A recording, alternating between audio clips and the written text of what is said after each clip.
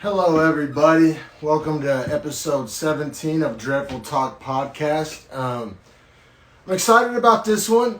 This is going to be a slightly different episode. I had a guest fall through at the last minute. First time encountering that obstacle. Not the end of the world. I don't think he did it on purpose to be a dick or anything. I think it was just opportunity came up. I get it. I'm not mad at him. Kind of did ghost me a little bit, but it's all good. Not too hung up on it. But what I'm going to do is I'm going to just continue with the things that I was going to discuss with my guest, but I'm just going to do it solo with y'all. If I'm being quite honest, I'm honestly a better talker than listener anyway. So, I'm just going to discuss the same issues that I was going to discuss with my guest, just, giving my perspective on it, and we'll just get through this. We'll do it, y'all. I definitely didn't want, let anything stop the hustle, stop the grind, stop the progress that we've been making, and we have been making a lot of progress, y'all. Dreadful Talk is now officially available on almost every audio podcast platform. That includes Spotify, Amazon. Most of your audio podcast places that you like to listen to podcasts, it is there. We're working on Apple Podcasts. It's not quite there yet. But yeah, and then the Dreadful Talk website, officially under construction. The Dreadful Talk t-shirts, officially being printed up this week. So I'm telling you, we're grinding, we're making progress.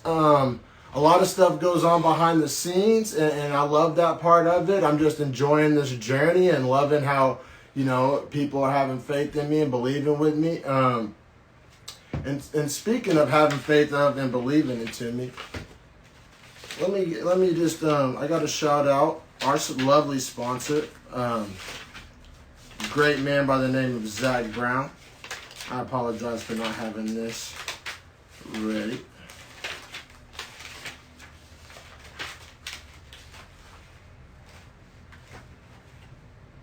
I do apologize. Thank everybody bear with me.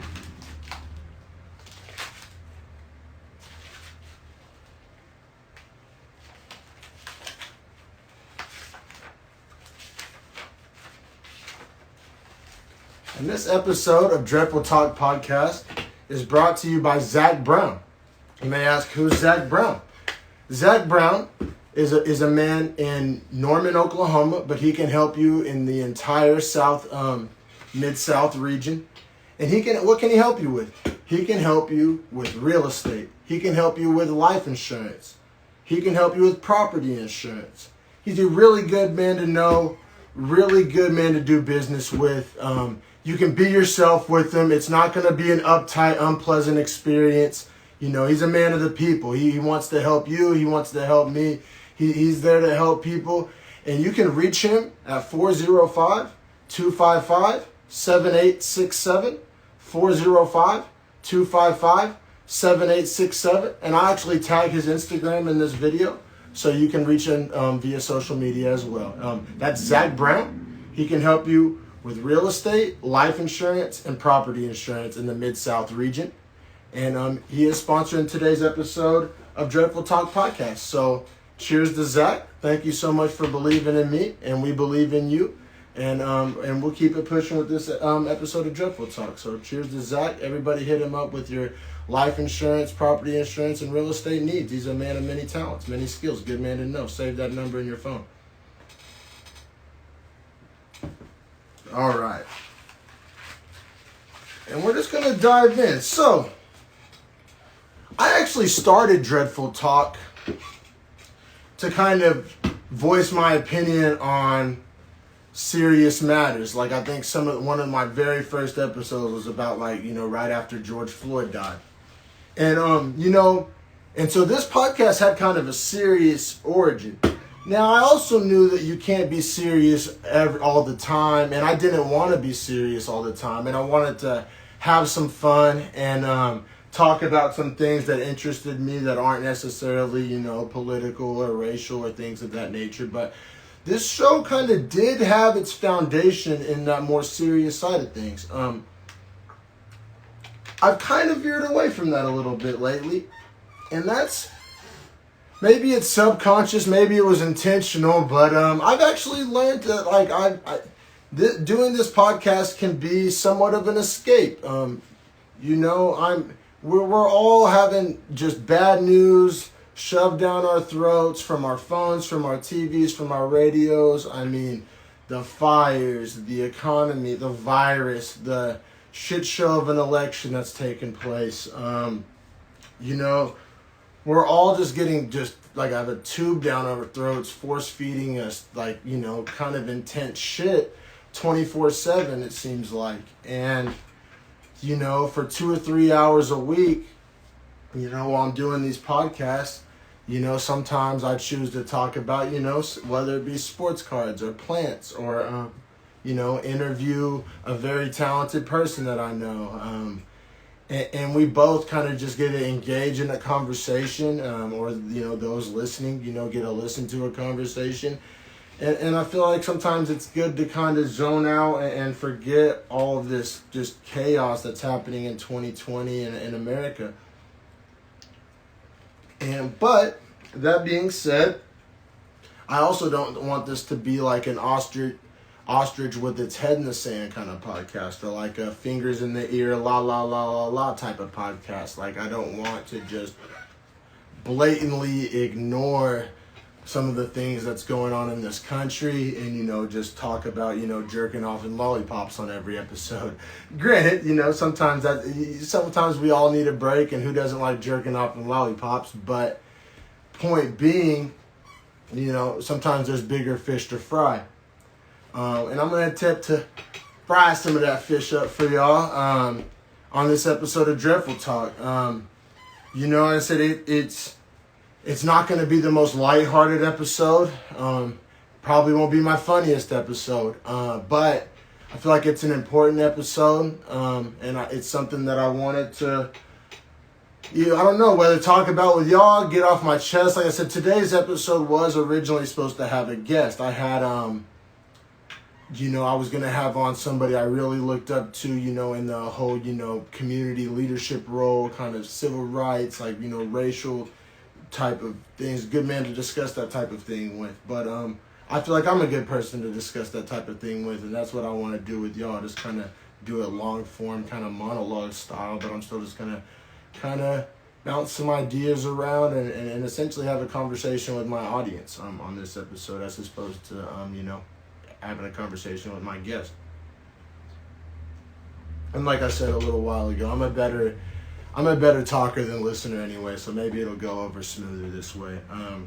So I want to talk about, I'm going to start off by talking about the Beyonna Taylor verdict, how no officers were charged with murder. I believe one officer was charged with a property crime, a crime I've ever actually heard of, wanton endangerment. But I believe that's what happened. So we're gonna eventually get into the Beyonna Taylor situation. We're gonna get into just race relations in this country. I've studied this a lot. For those that don't know, I am a mixed man. I am part African American, part black. And so I have a unique perspective. I was raised in what some people call the South, some people call the Midwest. I was raised in Oklahoma, sometimes in a small town. So I've experienced a thing or two. I know, I've danced this dance. I've had to play this game of the race, thing. I've had it be an issue in my life. And I'm sure, a lot of our listeners of color have too. And if you are, a person listening or watching that's not a person of color, I don't want you to turn this off. Even if it feels uncomfortable, I feel like this could be a learning moment. I'm not saying you have to agree with me. I'm not saying that I speak for all black people. I'm not saying that this is the gospel. But I feel like maybe this could be something that you can maybe learn a thing or two from. Perhaps I would hope. One would hope. And that's what I'm going for on this. I just want to try to take it measured approach, not get too crazy, just talk about some things, and y'all don't got no choice but to let me talk because it's just me and you this week. So my first question I was going to ask my guest, but I'm just going to kind of dive into with y'all, is would you say that race relations are better right now than they were 2 years ago? And to do that, you gotta kind of think of where things were 2 years ago. I mean, 2 years isn't that long of a time. We were still in Donald Trump's presidency. There still was problems with police brutality. That's been going on a lot longer than 2 years. But there wasn't, I don't feel like this take to the streets, actual skirmishes between right and left wing or racist and pro-black groups. So I feel like compared to 2 years ago, I don't want to say there's more violence, but what's potentially more disheartening or alarming is that the violence is becoming more organized. That's on both sides, and that's typically not a good thing. That's typically a sign of escalation. So while I won't say number of violent incidents or the intensity of violence is any better really or worse, I do feel like people are just teaming up more than ever. And these clashes are starting to be group on group as opposed to just random group of racists versus random group of minorities. It seems to be more organized. Lines are being more drawn in the sand, more organized, factions, both on the right, both on the left, both on the white, both on the black. Everybody is just circling the wagons, as they say, and just really digging their heels in, and it's like in PE class when you're a little kid and you picking teams, people picking teams, which side, and I think we've all experienced this. I mean, I know I've lost friends over the past couple of years in this heated racial climate. I've lost friends over beliefs differences, and it's kind of cliche, but it really does sum it up good. You see a lot of memes going around the internet nowadays saying oh yeah, we can disagree on things and still be friends. We can disagree on pizza toppings or music choices or coffee shops or favorite bars, but we can't disagree on human rights and racism and things of that nature. And I feel that line is being drawn in the sand. I'm probably going to say that a lot of times over the course of this podcast. That line's being drawn in the sand. Just I imagine this is kind of how it felt back when the Civil War was gearing up. Probably a kid you grew up playing with. His parents is on one side, your parents is on the other side, and a couple years later you're shooting each other in the Civil War. Now, I'm not predicting Civil War. That's not the reason why I chose that analogy, but that's just probably the last time this country was this divided. And how neighbors, they say brothers fought against brothers, neighbors fought against neighbors. That teaming up has happened. I mean, who hasn't had to, unfriend an uncle on Facebook, or, the kid who, maybe he grew up, he was your little league football coach, and, you were friends with this kid your whole childhood, but he's on Facebook saying some dumbass racist shit, or you know what I mean? I feel that I can't be the only one experiencing that, or just hell, people I grew up going to the Thanksgiving at their house, and now we ain't cool. Just that division. And now some people blame the division. Some people say oh, we gotta all get along. We gotta find common ground. And I do agree with that statement, in its purest form. We really should aim for that. But that doesn't mean that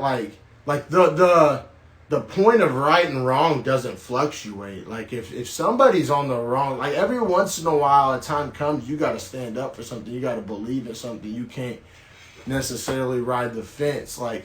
And it is a struggle between that and trying to bring people together, like, because, you know, that can be polarizing, but like there's certain issues that you can't budge on. Like, there's no compromising on racism to me. So I hear that a lot from, and it seems to be from people on the right saying that, like, you know, the left wants division, but people on the left say Trump wants division too. But you hear it from both sides.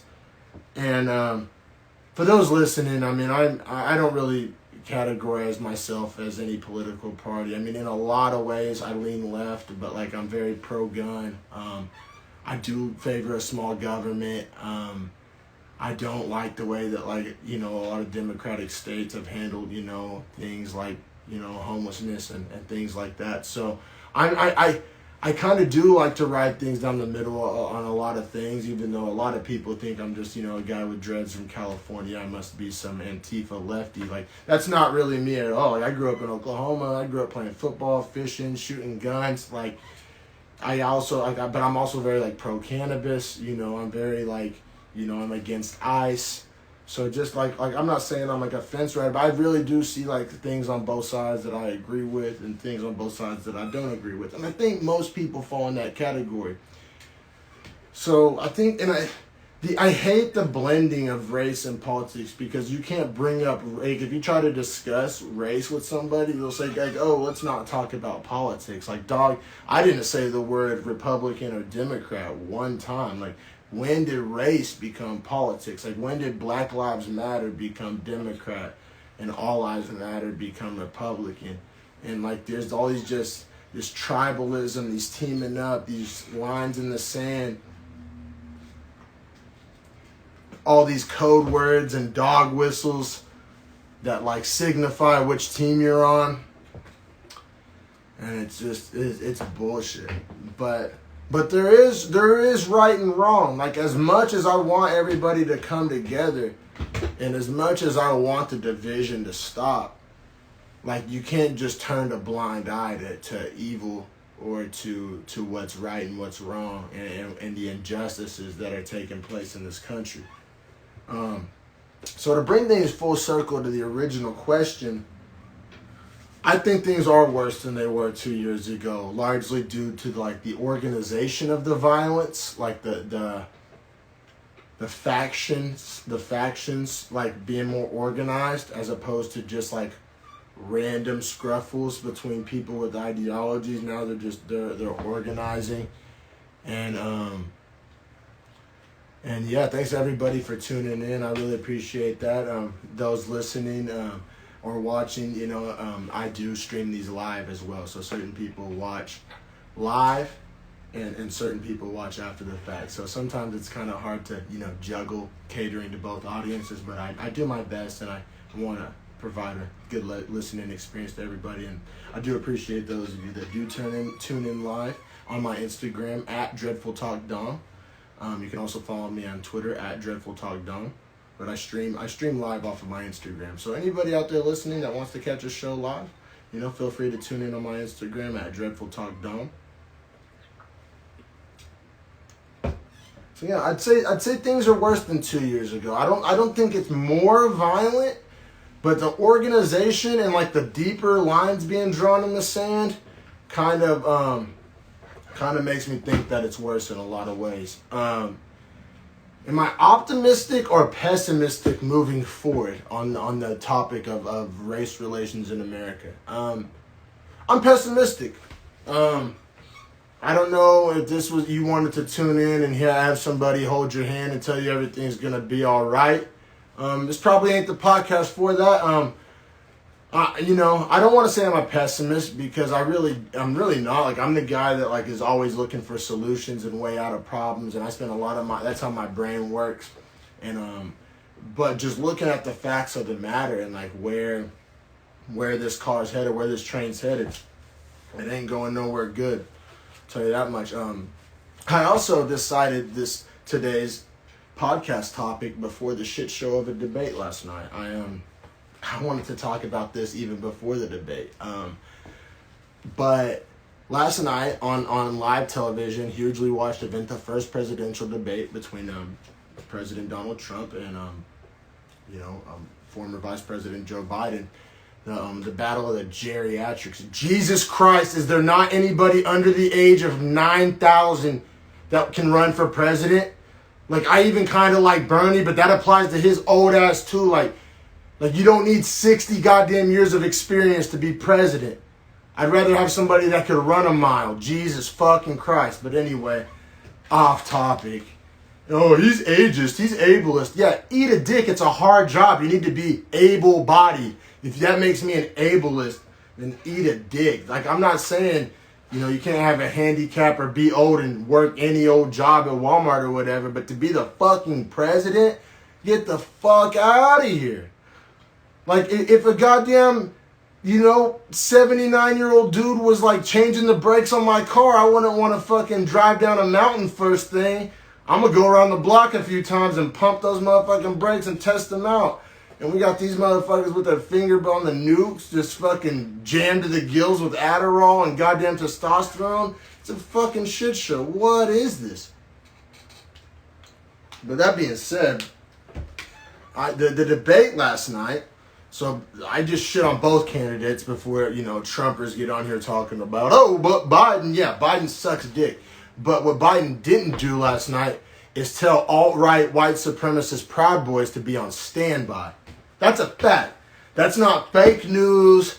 That's not leftist propaganda. That's not radical black ideology. That's the motherfucking facts of the matter. He said, stand back, not stand down. Because that's what he meant stand down. No, if he meant stand down, he would have said stand down. He said stand back, as in at the ready, and stand by, meaning I'm going to let y'all know when to move. Like, if I got a goon with me and I tell him be on standby, that's not telling him not to do shit. That's me telling him I'm going to let you know when to do some shit. There is no, and like I said, I'm not some far lefty. I had a bunch of people online yesterday and this morning. Oh, you must be some purple-haired transgender from San Francisco. No, man, I'm telling you. I grew up in Oklahoma. I'm a straight man. I'm married. I play football. I shoot guns. I'm a gun owner. I'm pro-Second Amendment. Like, I'm not some snowflake crybaby lib. I'm not.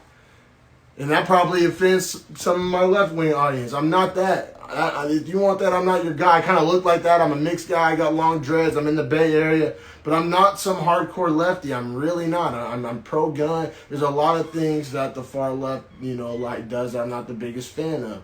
But talking about lines being drawn on the sand, sides being chosen, as a man who's part black, with black family, and who will one day have black children in this country, I can't side with the man that refuses. They asked him a point-blank question. It wasn't like he was supposed to weave it into, his own statements. Like, he was asked point-blank, will you condemn white supremacy and tell them to, fuck off, essentially. He said, stand back and stand by, Proud Boys. And for somebody also that may be listening or watching, thinking, oh, this podcaster's all talk, he likes to run his fucking mouth. I made a living beating up racists and rednecks back in Oklahoma. Ask about me. Ask about me and my squad, what we used to do to racists. We used to whoop that fucking ass at parties. Yet you don't think we got called niggers going to bonfires in rural Oklahoma? And we whooped them asses. The same type of dudes that's them Proud Boys and that's these militias and all that. We used to put them motherfucking hands on them. So before you thinking, oh, he's all talk, fucking lefty, fucking purple-haired. No, that ain't me, dog. That may be what you want to categorize all the people that disagree with you as, but that ain't me. And that ain't mine. And that ain't what a lot of people are. A lot of people... And I'll say that for both sides. Everybody on the left thinks everybody on the right some slack-jawed hillbilly. And everybody on the right think everybody on the left is has purple hair and likes to suck dick under the Golden Gate Bridge. Like, it's it's not that black and white. Like, what I hate is how much we've gotten away from nuance. I love nuance. I love nuanced topics. I love nuanced people. I love well-rounded people. I like to think of myself as a well-rounded person. I don't like to be put into a box. I don't like to be labeled as this or labeled as that. And that's all anything is anymore. And I'm not just one of these people that's only in a liberal echo chamber. Like, I have friends, you know, I grew up playing football. I know a lot of, you know, good people that lean right. I really do. Like, I'm not here to call all people on the right dumb, uneducated, immoral. I'm not here to say that. I think there's enough people saying that. And I think that doesn't do anybody any good. But what I am saying is that if you are making excuses and rationalizing and applying hindsight 2020 to what came out of Donald Trump's mouth last night when he said stand back and stand by, if you're lying to yourself and lying to others that that's anything other than a call to arms, like, you are part of the problem. I'm not calling you a racist, but you're part of the problem. All those people that in Nazi Germany that, you know, they didn't kill anybody, they didn't gas anybody, but maybe that, you know, they told the Nazis that their, you know, Jewish neighbor had somebody hiding, or that their neighbors were Jewish, or, you know what I'm saying? They were complicit. They were complicit. One of my favorite movies ever is a movie called Boondock Saints. A lot of the you might recognize the main actor from Walking Dead. He's Daryl from Walking Dead's in that movie back when he was younger. It was made in like the early 2000s. But the movie Boondock Saints, and there's this line in this movie, and the priest is talking. You know, Irish Catholics, they're in a Catholic sermon, and the priest is talking. He's like, "There's a new evil that we must beware of, and that is not evil itself, but the indifference of good men." And I love that fucking sentence. I probably butchered it, but that's the general gist of it. That sometimes the most evil person isn't the one doing the shit. Sometimes the people doing the shit are just misinformed or ignorant or manipulated or desperate.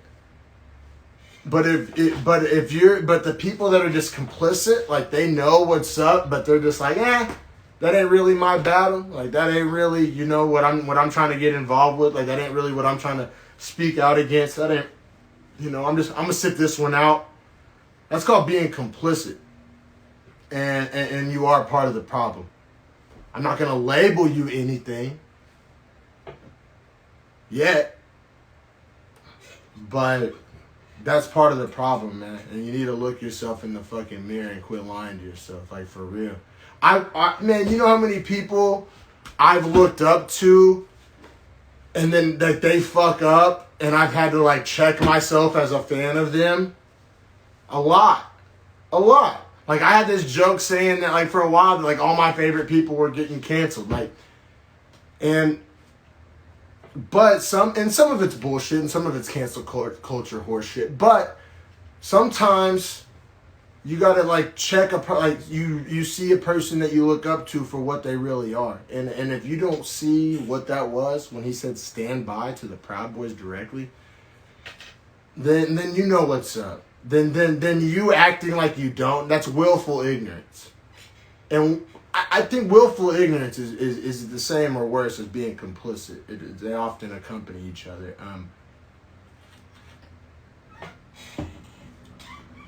But yeah, so Beyonna Taylor. We all know her name at this point. There's been, 9 million t-shirts made, 30,000 commercials.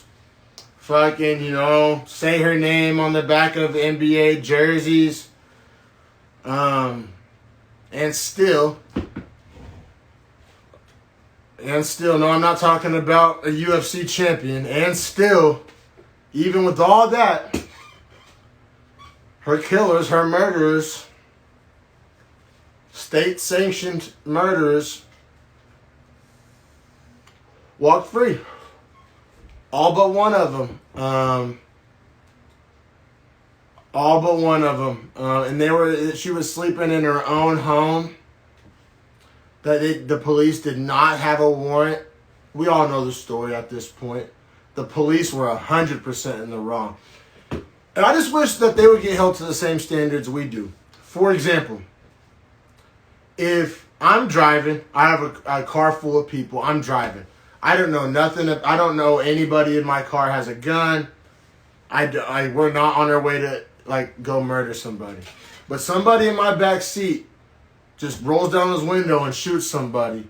I'm getting charged with murder, or at least accessory, because I'm there. I'm part of it. I'm doing something. Or another law is that, say I'm robbing somebody and I accidentally kill them and I didn't mean to, then I still get charged with murder because they died while a crime was being committed.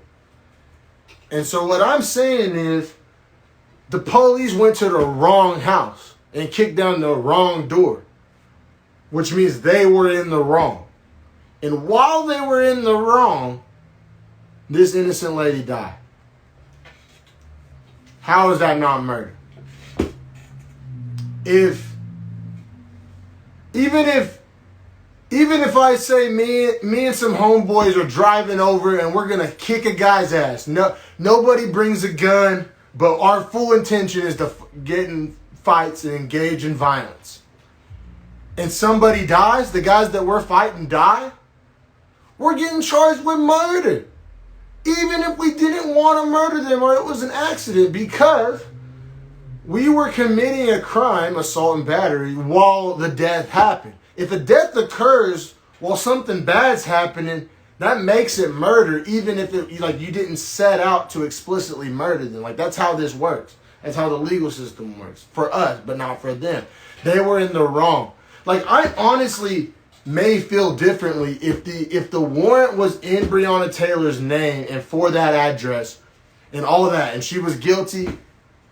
I'm not saying she would deserve to die, but I would maybe perhaps chalk it up as policing's hard, shit gets dicey, bullets were flying, and bad shit happened.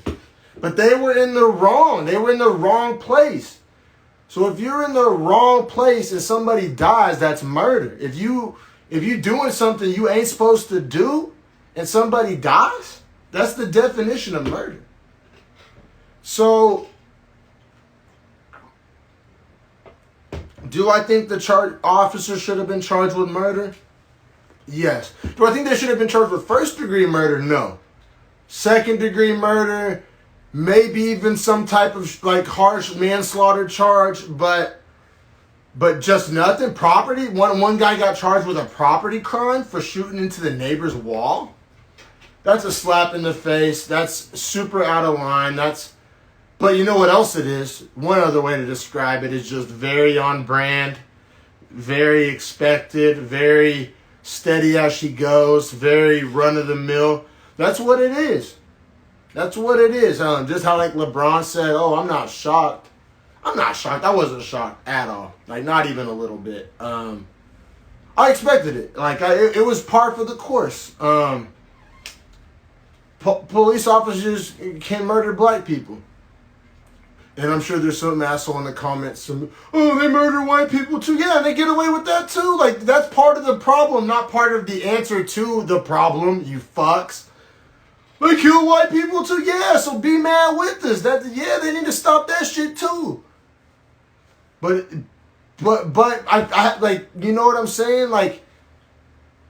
Motive, in any murder, whenever one person kills another, badge, no badge, black, white, just any murder, any murder, just literally the main whole crux of the whole investigation is the motive. So the motive of why these officers seem to think place such a small value on black life and seem to just be willing to take it for no reason and just be so trigger happy, quick to pull it. it does, to me, the why matters. If some piece of shit white tweaker that's been in and out of jail for 30 years, gets killed by the cops, like, to me, that's not the same as Tamir Rice or Oscar Grant or I mean, the list, like, there's literally guys that have wore suits with the list on it and the no name is repeated. I want to say it was Jadeveon Clowney. I could be wrong. Or DeAndre Hopkins, one of them. They wore a suit, like a tailored suit. And the names weren't even written in big font. The names were in small font. It had all the names. And I don't want to say, like, all the publicly executed young people of color, unarmed, that were killed by police.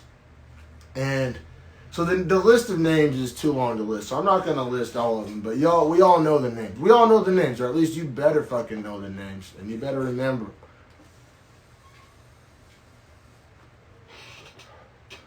But to me, whenever people throw out the statistic, oh, well, white people get killed by the police too.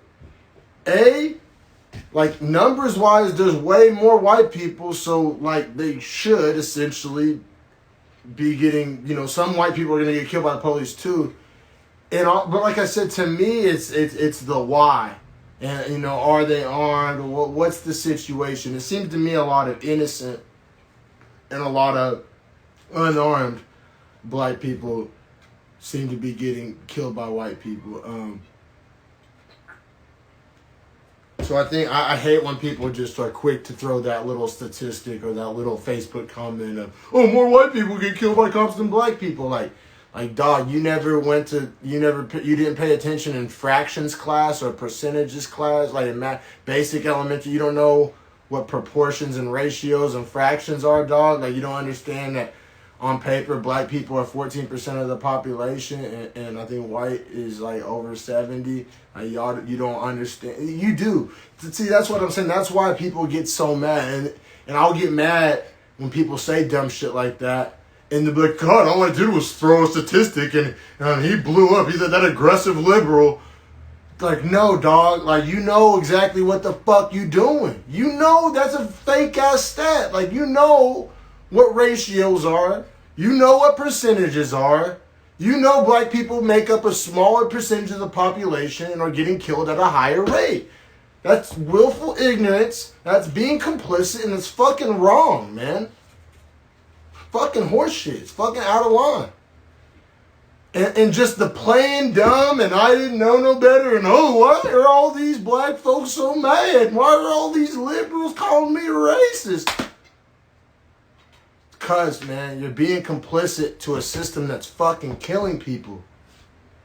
And you're being part of the problem, not part of the solution. You're on the wrong side of history. Nobody looks back and says, like, oh, why were the Haitian slaves so mean to the people they revolted against? Why were the Americans so mean to the redcoats? And, cause there's a right side and a wrong side. And you know what I'm saying? If you find you ain't supposed to be nice to the people oppressing you. You ain't supposed to be nice to the opposition. You ain't supposed to be, like that shit. There's a reason. It ain't just random. It ain't just, oh, they're emotional and oh, they're all hyped up and oh, like, no, the snowflakes just get offended over everything. Like, no, you're being wrong. Like, quit blaming everybody else. Like, we've all known that person that, or like that, whether it be, it's supposed to say a dude, so everybody doesn't say I'm sexist. So we've all had that friend that, every girl's the problem. Like, oh, that bitch is crazy. Oh, she's whack. Like, dog, every bitch isn't crazy and whack. Every female's not crazy and whack. Like, you're probably crazy and whack. Like, or same goes with girls. Oh, every guy, like, oh, guys are losers. Oh, this guy ain't shit. Like, or you probably ain't shit either if you keep fucking with them same type of people. And to me, it's the same thing. Like, you can't, what I'm getting at here is the person that blames everybody else and says, woe is me, is usually in the wrong. Usually. Like, straight up.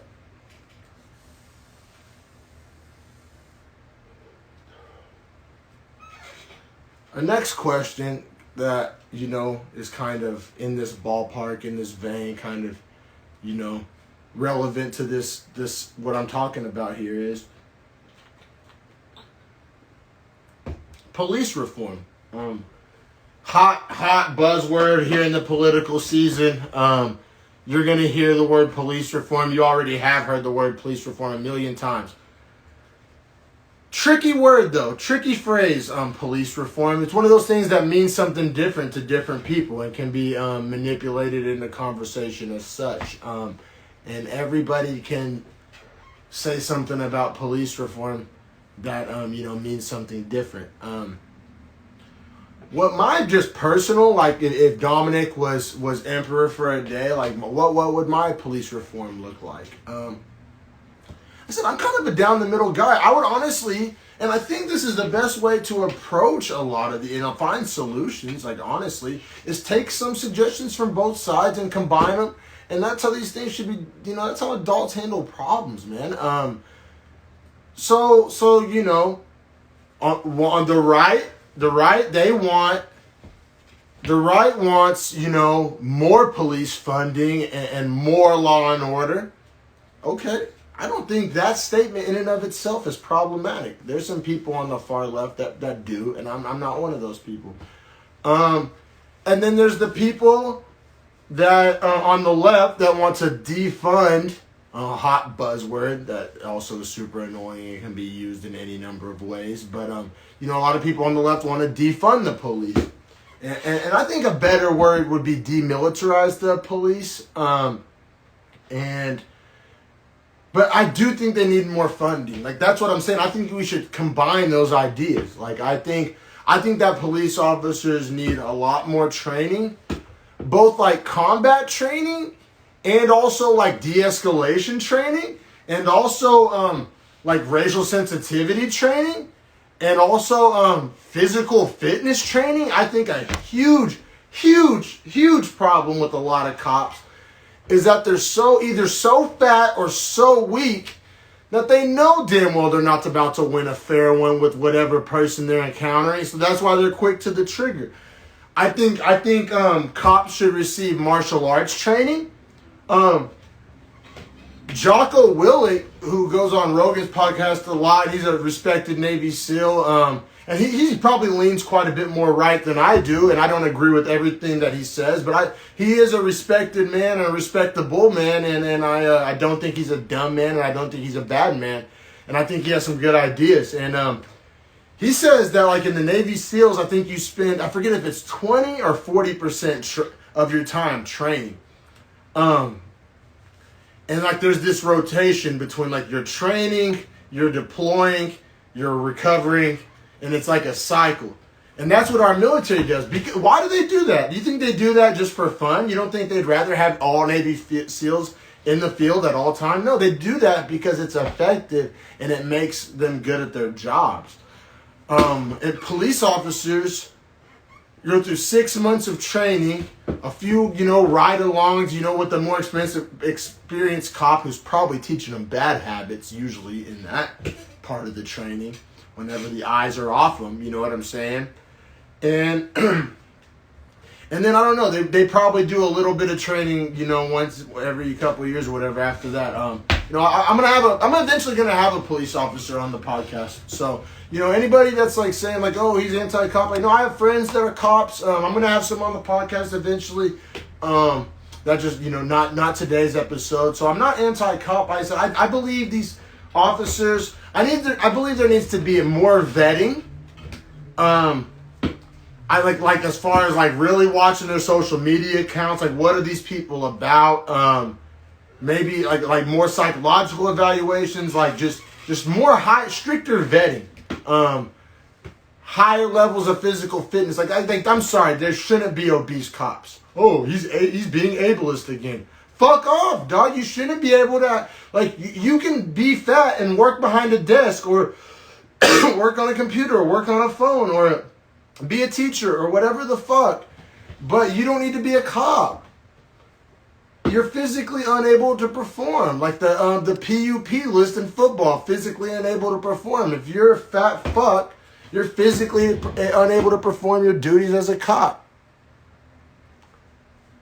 Yeah, exactly. Like a lot of barbers and shit like that get more training than cops. So I believe they actually need more funding, more training, more vetting, and check this out, people that think I may be anti-cop. I think they need higher salaries. I think they need to be paid more so you attract a higher caliber of individual.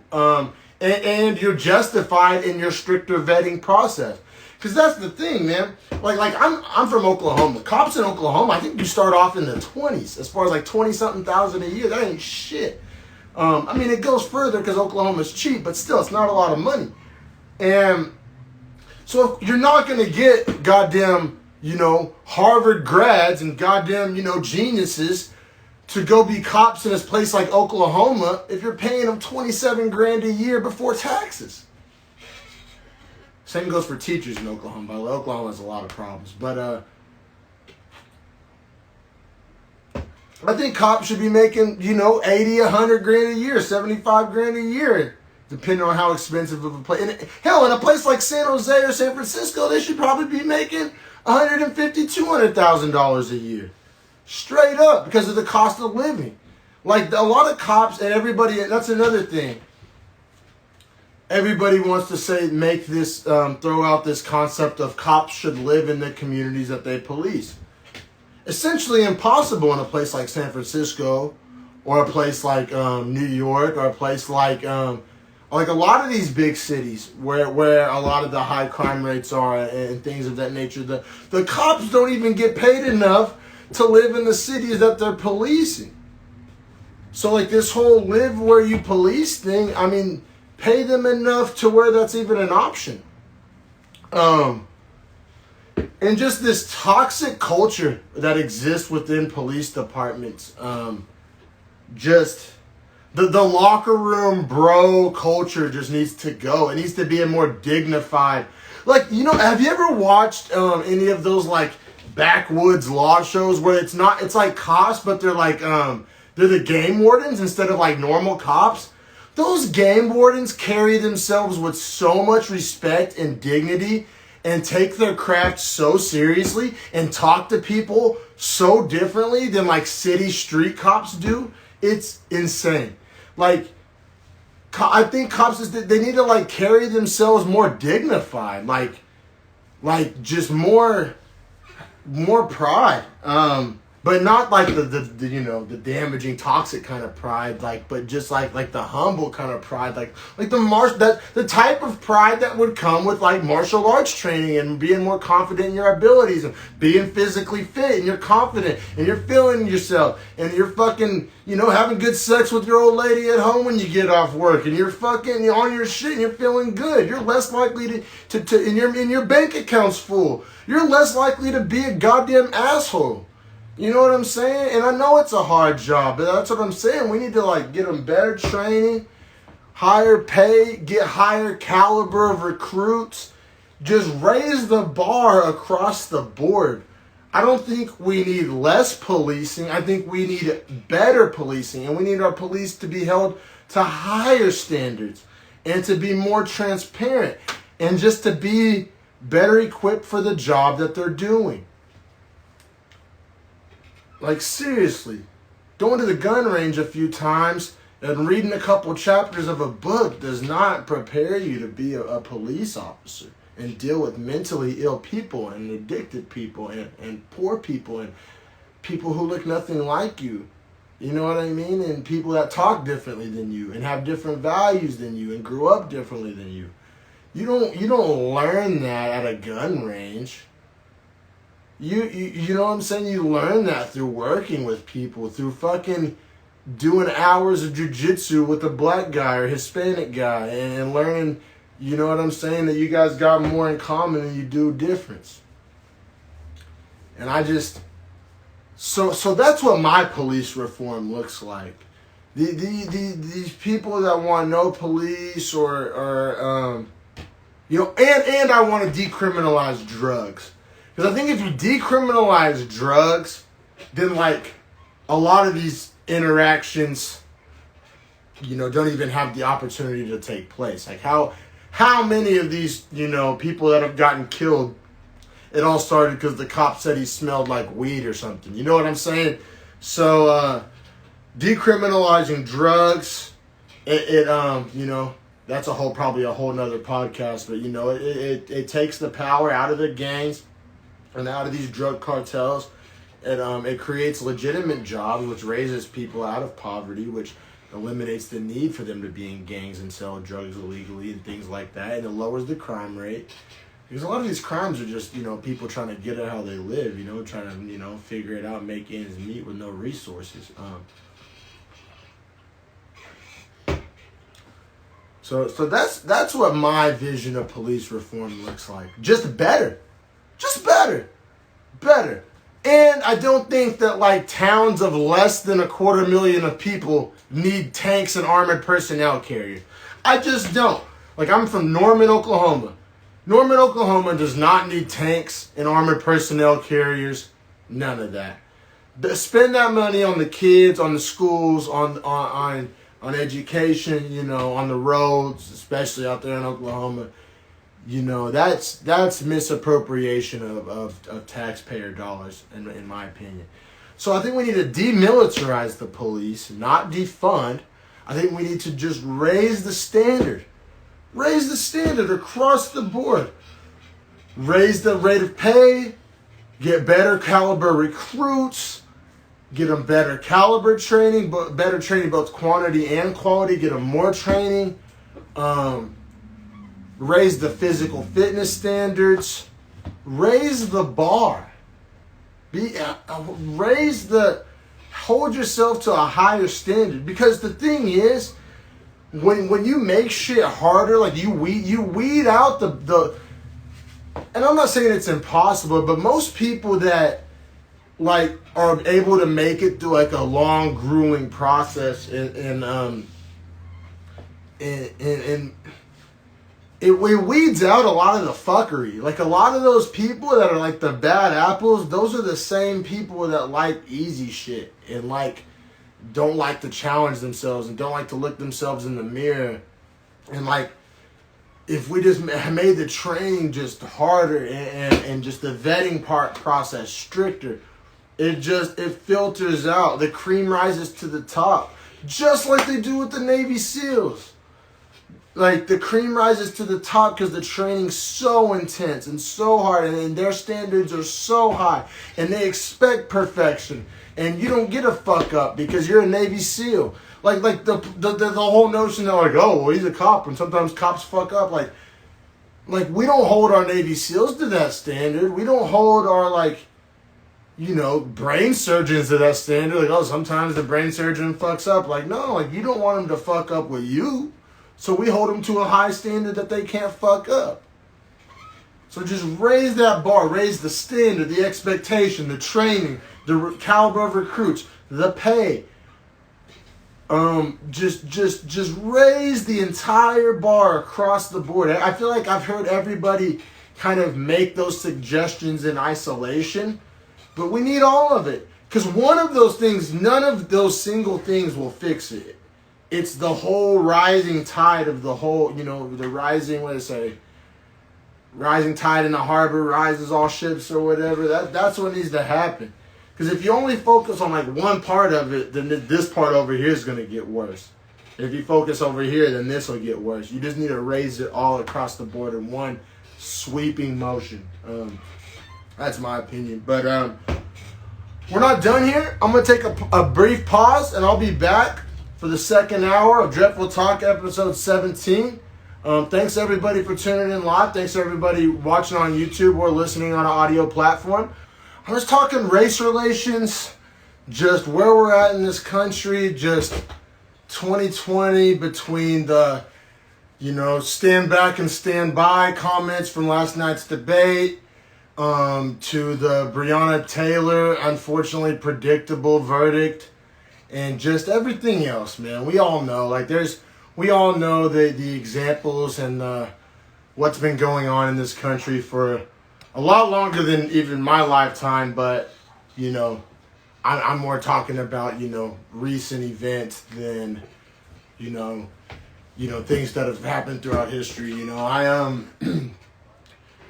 Like I said, I've had a lot of fun episodes on this podcast. Sometimes I keep it light. Sometimes I talk about, frivolous things. But I just had this on my heart. I wanted to talk about it with y'all. One of the main, a big factor in me making this podcast was me wanting to have a platform and have a voice and a way for people to hear opinions other than just the polarized, generic, same old shit that we get force-fed, 24/7 through our devices. And I'm not saying, this podcast is going to take a turn for only being serious, but like I said, I wanted to, take a moment to, address some of the things going on in this country. It was heavy on my heart, heavy on my mind. You can't always just, I didn't want to be an ostrich sticking my head in the sand and, talking about jerking off and lollipops while serious, shit was going on that affects, both people that look like me and people that don't. So I think it's important to talk about, y'all. And, hopefully it's been a good listen. Hopefully, somebody that found it uncomfortable, stuck it out and is still listening and has maybe learned a thing or two or seen a different perspective or seen the light or, I'm not saying I'm going to, change anybody's mind over the course of one podcast. But if I can just maybe present one point of view or maybe, show you that not all, people that look a certain way think a certain way. Or, if I can connect any bridge, if I can, I'm not trying to blow a hole through a mountain, but if I can just move that one rock that starts the rock slide to enlightenment, that would make my whole podcast worth it, to be honest, if that happened for one person. So that's what we're talking about today. Not as, lighthearted as most episodes are, but life can't always be that. You know what I'm saying? You gotta take the good, the bad, and the ugly. You gotta take the good with the bad. Ain't no sunshine without the rain. So on that note, we'll keep it pushing. Cheers to anybody that's drinking while viewing or listening. Having myself a little Corona here. No pun intended. I've always liked Mexican beer. All right. Let's get this rolling. So, finished up the last little segment talking about, what my vision of police reform looks like. And this next part I want to touch on is going to be a little controversial. I have a feeling people may not agree with my takes on this, but that's okay. I'm not one of those people that tries to tell you that I have all the answers or that you have to agree with me or that, I'm the all-knowing, guru and I can, fix the world's problems. I'm just, I like to talk through things, talk through ideas. Sometimes I talk through an idea and I figure out by saying it that it's a stupid-ass idea and I change my mind. So like I said, I'm not sitting here trying to say what I say is gospel, but I'm just going to kind of give you my perspective and how I've interpreted some things I've seen and my where I'm at right now, where I'm at with all this shit. So something that I've been kicking back and forth in my head ever since George Floyd died, honestly, is do protests accomplish anything? Do peaceful protests accomplish anything? It's kind of a two-parted question, Does peaceful protesting accomplish anything? And, does, ramping it up a notch to rioting and all that, does that accomplish anything? I think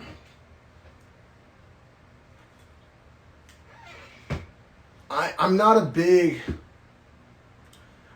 fan of protesting, not because I think it's bad or you shouldn't do it. I just question how effective it is. I question,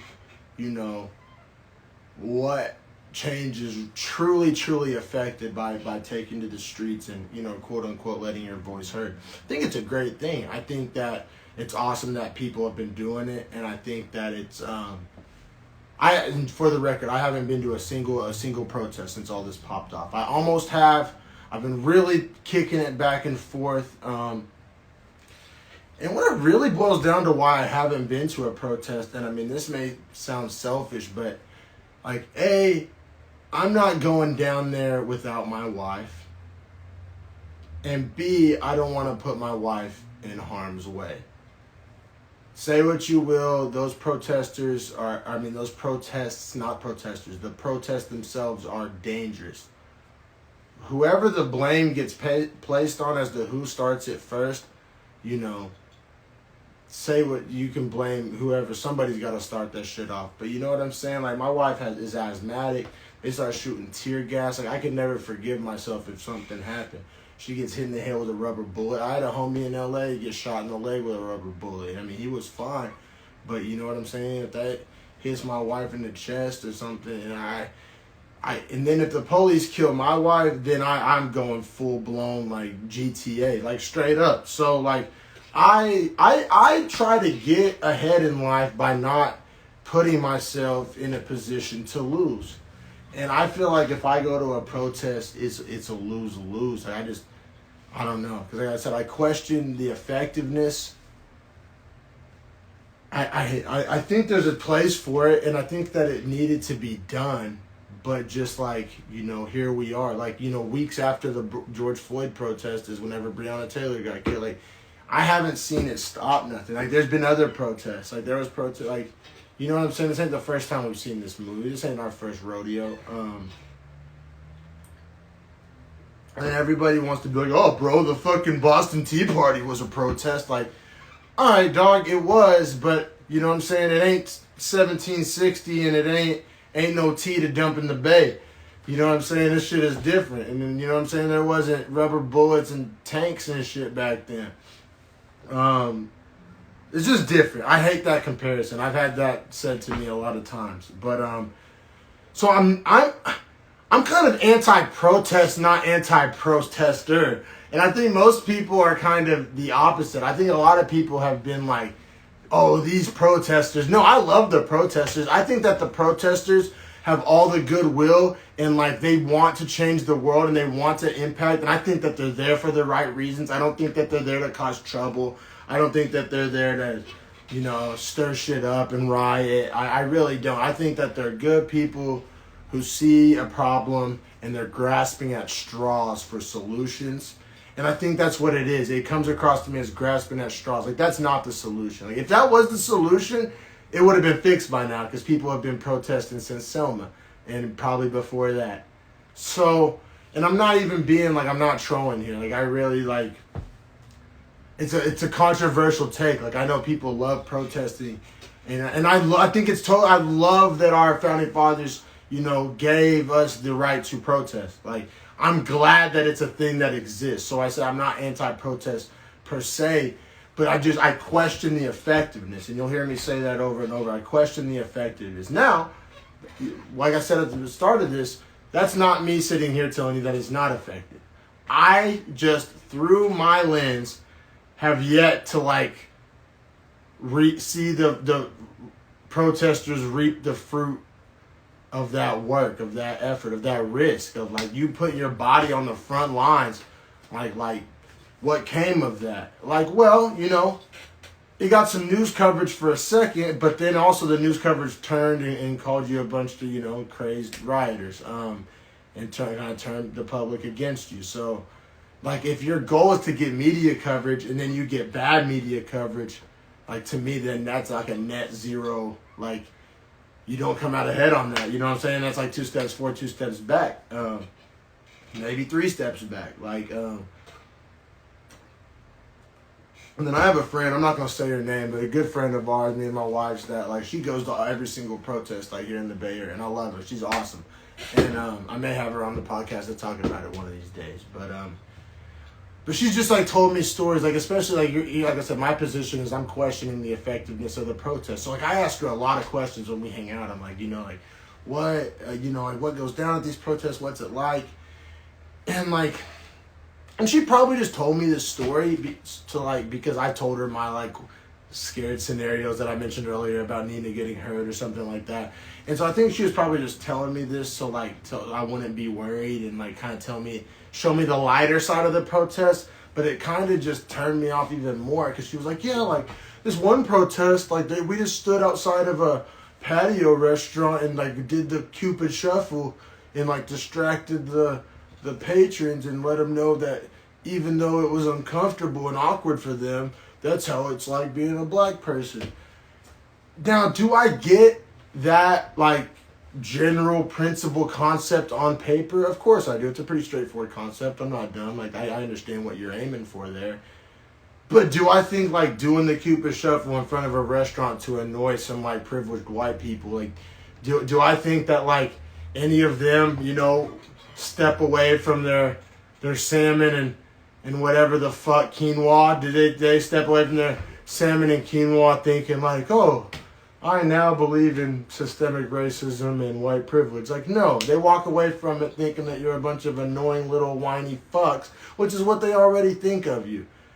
And that's why the protesters and then this movement has got painted in such a bad light. It's hilarious because they try to paint it with two strokes. On one hand, they'll say, oh, these protesters are a bunch of purple-haired, softy leftists that are just LARPing and playing make-believe. And then on the other hand, they'll talk out the other side of their neck and be like, these are violent Antifa terrorists taking over the streets and terrorizing, and they're a very organized, tiered terrorist organization. Like which one is it?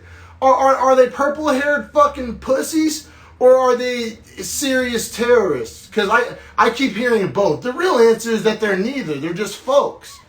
They're just folks. They're just people, largely young people, that want to cause change, and they want to... Like, I don't question their intentions whatsoever. I'm actually, like, very confident in their intentions. Like, I know where they're coming from, and I love where they're coming from. I think they're coming from where they need to come from, and they're coming from the right place. And I think their heart's in the right place. I question the effectiveness. I know I'm beating that dead horse. I question the effectiveness. I think that if protests could solve black folks' problems, then the problems would be solved, because our grandparents and great-grandparents were protesting. Now, all right, so if protesting doesn't work, what's the alternative, smartass? I don't know if I have that answer, and so maybe all that was pointless to say, but I just, like, I've been kind of wrestling with that guilt. I consider myself a black man. Society considers myself a black man. I mean, I'm pretty light-skinned and I'm mixed, but, I mean, trust me, take it from me as a man who's walked in my shoes. Society views me as a black man. And so, like, I've been kind of wrestling with that guilt of, like, you know, am I whack for not protesting? Like, am I on some coon shit? Like, am I being too selfish? Like, do I need to sacrifice, like, what I hold important for, like, the greater good of the cause? Like, it's not like I've never, like, contemplated those things. I still reach the same conclusion that none of that matters more to me than my wife's safety. And I think that's the value you make when you get married, is just prioritizing your wife and your family over, you know, everything else, really, essentially. Even other really important shit. Like, that's what I'm saying. I don't think this is not important, and I don't think that the protesters are bad people. And I honestly, I like driving past them and shit. Like, I like seeing people out there, like, fighting the good fight, in air quotes, and, like, you know, just, like, I don't question the intentions. I love that, like, seeing just the general public want good and want change. But, like, old saying my grandpa used to say to me, actually not even my grandpa, my old football coaches back in Oklahoma, they'd be like, you know, they'd say wish, but for this example, we'll say want. You know, want in one hand and shit in the other hand, and tell me which hand fills up first. You know, the moral of the story being that wanting and wishing is, you know, physically, tangibly nothing. And if you shit in your hand, you're going to have a handful of shit. Teaching you 2 lessons in one there, kids. But, so yeah, you know, wish in one hand and shit in the other, and tell me which one fills up first. Like, these protests just seem like a lot of wishing and wanting to me, and talking, and just, like I was also raised kind of, you know, believe, like, you know, the loudest in the room's usually the weakest. Now, that's kind of ironic, because I'm very often the loudest in the room and very seldom the weakest. But in general, the general meaning behind what that saying is trying to teach us, I do actually believe a lot in. And if you're saying that, okay, the point of protesting is to go have our voice heard and be loud. Well, it's the loudest in the room is usually the weakest. Like the people that's what I'm saying is protesting to me seems like behavior of the losing side. It seems to me that in order to win, you have to do what the winners did when they won. And that's a slippery, dangerous argument to have. But if you really want change and you really want it to win, I don't see how, you don't see the oppressors protesting, really, which I guess now you do with, these, Trump protests or whatever, with the mask protest or whatever. But you're kind of starting to see it. But historically, the president, the oppressors don't protest. The people that's, when you're protesting, you're fighting against a system. And so that system means that there's people controlling that system, and it's been obviously working well for those people and just not well for the people that are upset, whether, it be race or workers, protests or whatever. But so what I'm saying is, to me, you got to think like a winner. And I come from a sports background, so it's if you losing every year running the triple option, and every year the team that wins the conference is running a spread offense. I mean, how many years do you got to come in last running the triple option before you start running the spread? And I know there's some non-sports people that's woo, over your head, that didn't help clear it up at all. But I know for a few listeners, that are sports fans, maybe former football players, that'll clear it up. That's a good analogy. Sometimes my brain works in sports analogies. So it's just to me, protesting in that analogy is the triple option. We keep trying it, or fullback dives up the middle. It just ain't going nowhere. It ain't you know what I'm saying? If fullback dive was the best play in the playbook, then fullbacks would get paid $500 million and not Patrick Mahomes. And I just think protesting, instead of saying oh, okay, I'm going to go get me a quarterback that can sling the rock, it's this time I'm going to get an even bigger fullback and run and design an even better fullback dive this time. And it's dog, that fullback dive ain't going no fucking where. Strange analogy, I know. Strange analogy. But to me, it sums it up just in a nutshell. I love the spirit of the protest. And I'm a big in theory versus in practice guy. It's in theory, I fucking love protest. In practice, it seems to me to be spinning your wheels in the mud. To me. Maybe I'm wrong. Like I said, I'm not here to be the all-knowing. I'm not Oz here, but I'm just saying that's what it strikes me as. That's my interpretation looking through my eyes. So I love all my brothers and sisters up there protesting. I love all the amount of white people that have been at these protests. And I think it's coming from a really good place, and I think it's a good sign. But just I question the effectiveness of just causing tangible, I can touch it and experience it change.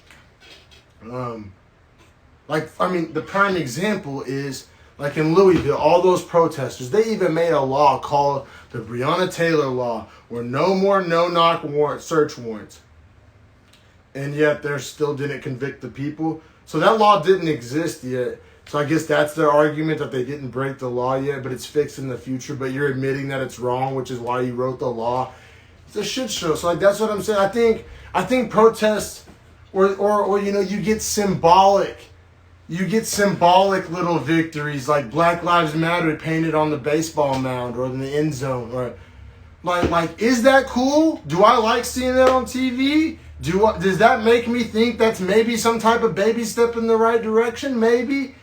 But do I think that makes gets black people any closer to equity, or does puts a dent in systemic racism, or does anything to combat corrupt policing? No, that's the most hollow gesture ever. So to me the whole thing seems hollow. The protests don't seem to me really wanting much besides to just cause a stink, kind of just get your voice heard. And then the little concessions like the, Black Lives Matter on a basketball court, or, I mean, hell, the president still won't say Black Lives Matter, so what fucking difference does it make, what they playing football on?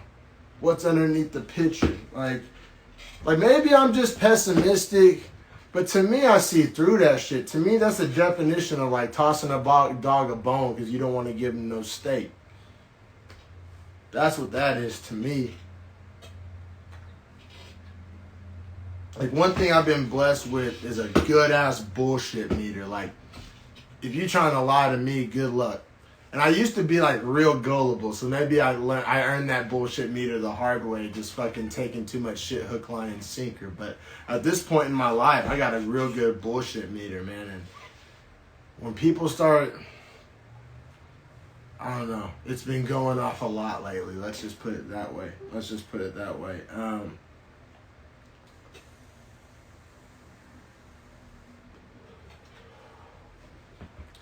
This will be an interesting one. Do I believe either presidential candidate is good for black people? So remember, that's the prism I'm saying this to. Good for black people. Not good for America. Not good for everybody. I'm specifically talking about black people here. Just caveat. I think the answer is no.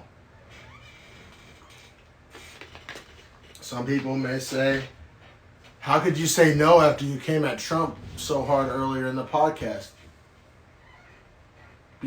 And his stand back and stand by shit was appalling. It was atrocious. It was racist, and it was out of line. Tell you a little something about Biden and Kamala Harris.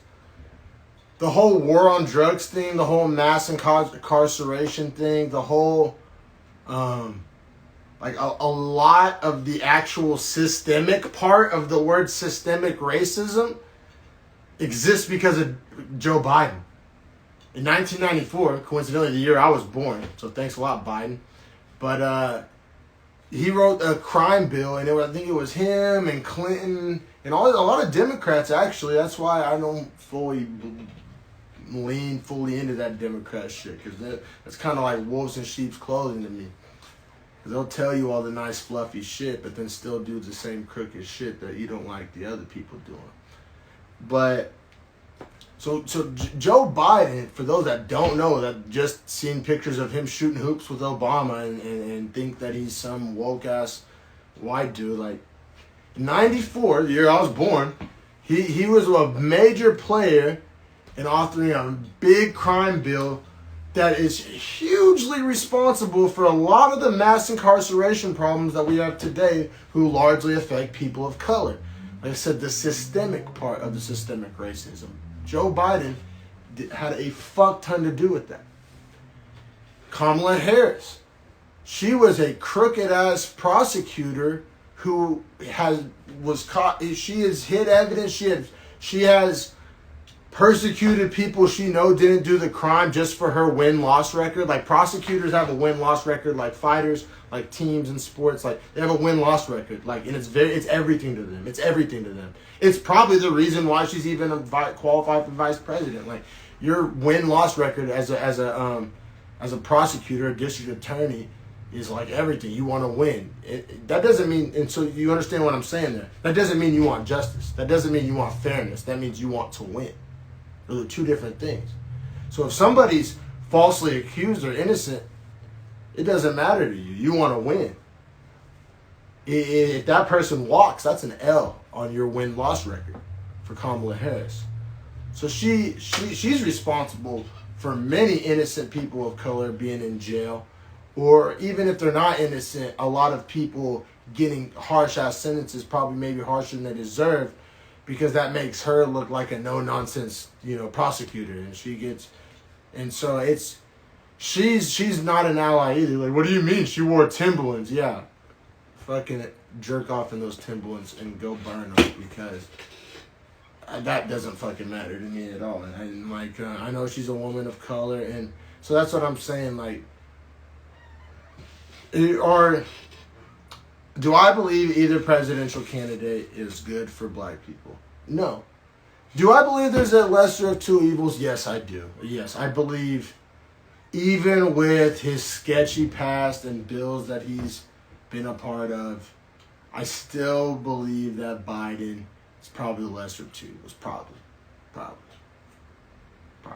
I don't say that with that much confidence. I think he's pretty sketchy. Don't think he has that much of black people's best interest in mind. He's done quite a bit to harm the black community. So I think he's the lesser of two evils. I really do. But do I think he's good for black people? Hell no. I really don't. Do I think, can I envision a truly, like an America with true equity, with true equality? Like, can I even wrap my head around that concept? Like, do I think that's possible? Can that ever exist? Will it ever exist? I think I gotta say no. And I know that sounds like super pessimistic, but I'll tell you why. I'm not just gonna say no without telling you why.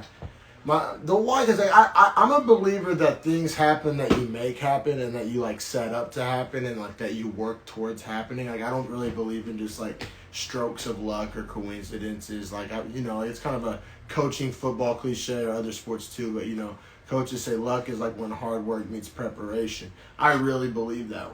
And we're not putting in the hard work and the preparation that sets us on a path towards racial equity and better race relations moving forward. Like nobody's gonna bippity boppity boo and snap their fingers and make this shit go away. I know for a long, long time the argument that time will go away.